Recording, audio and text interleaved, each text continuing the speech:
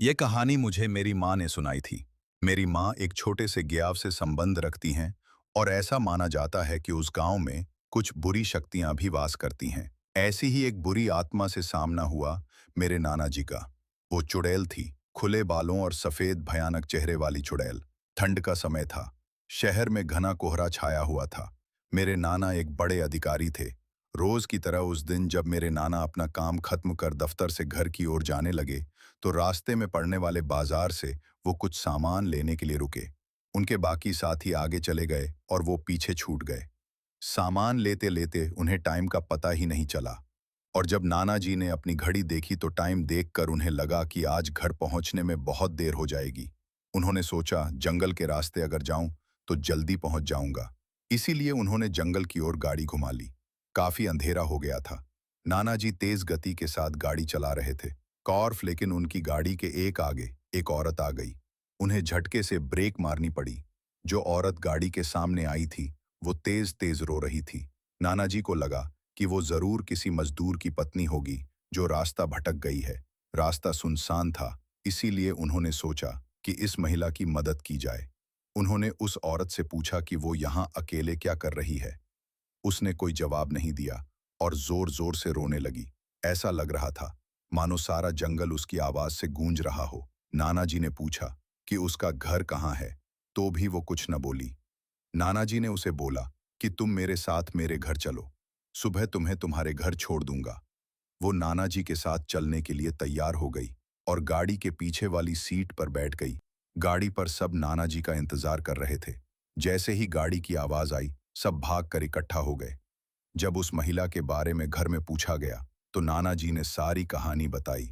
नाना जी ने कहा, आज खाना यही बना देगी। लेकिन मेरी माँ को उस महिला पर शक हो गया। उन्हें लगा कि ये कोई चोर है जो घर का सामान चुराकर भाग जाएगी। माँ ने उसे रसोई में जाकर खाना बनाने को कहा। वो बिना कोई जवाब दिए वहां से चली गई। रसोई में से अजीब से आवाजें आ रही थीं। बस रसोई में सारा सामान रखवाकर मेरी माँ ने उसे कहा कि सब भूखे हैं, इसीलिए जल्दी खाना बना दे। उसे रसोई में भेज तो दिया, लेकिन माँ का मन अभी भी शांत नहीं हुआ। 10 मिनट बाद माँ रसोई में पहुंची तो देखा अभी वो थैले में से मछलियां निकाल ही रही थी। ये देखकर माँ को गुस्सा आ गया। उन्होंने उसे बोला कि अभी तक तुमने खाना बनाना शुरू नहीं किया, कब बनेगा और कब हम खाएंगे। माँ ने कहा, कोई जरूरत हो तो बुला लेना, लेकिन फिर भी वो कुछ नहीं बोली। उन्हें लगा कि शायद अनजान लोगों से डर रही होगी।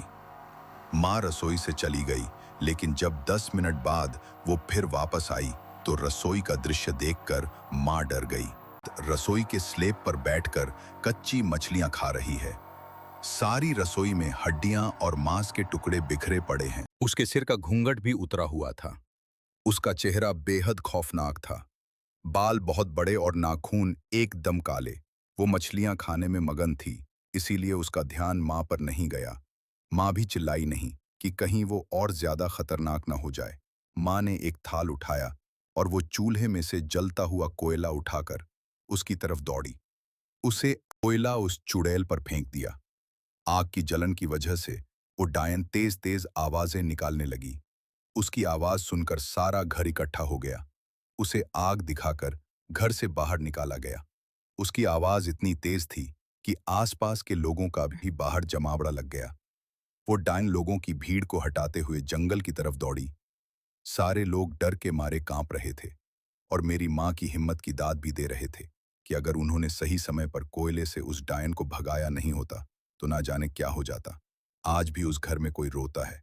ऐसी दैवीय शक्तियां जिन्हें विज्ञान भी नहीं समझ पाया।